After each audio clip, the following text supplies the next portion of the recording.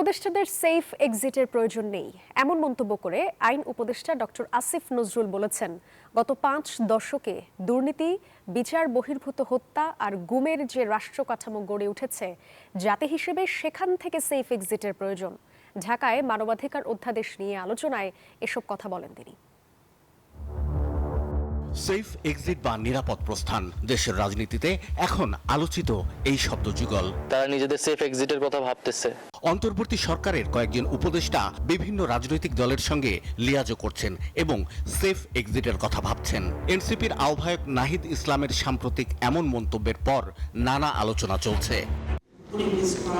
Safe এক্সিটের বিষয়ে নিজের ভাবনার কথা জানালেন আইন উপদেষ্টা ডক্টর আসিফ নজরুল।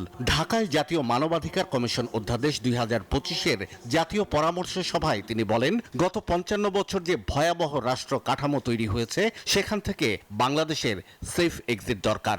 এখন সেফ এক্সিট নিয়ে নানান কথাবার্তা হচ্ছে, তা আমরা উপদেষ্টারা খুব নিশ্চিতভাবে জানি আমাদের কারো কোনো সেফ এক্সিটের প্রয়োজন নাই। তবে বাংলাদেশের জাতি হিসাবে আমাদের সেফ এক্সিটের প্রয়োজন আছে।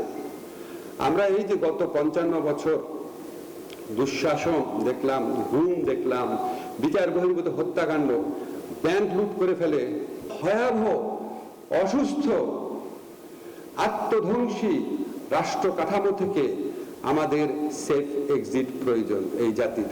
তার মতে উচ্চ আদালত, সংসদীয় কমিটির মতো প্রতিষ্ঠানগুলোকে আরও শক্তিশালী করা দরকার। আর শিল্প উপদেষ্টা আদিলুর রহমান খান জানান, আগামী নির্বাচনের আগেই তা করতে চায় সরকার।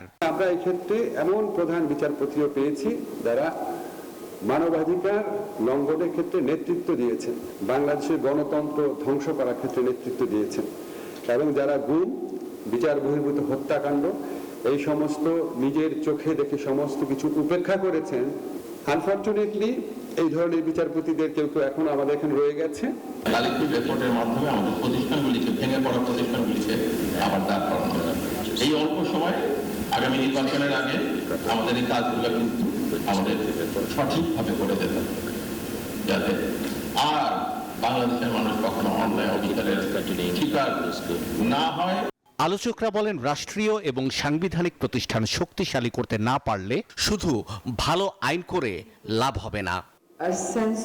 শাহ আলী জয়, নিউজ 24, ঢাকা। সব মশার বিরুদ্ধে সুরক্ষা দিতে এলো বসুন্ধরা এক্সট্রিম অ্যারোসল। মশার বিরুদ্ধে এক্সট্রিম সুরক্ষা।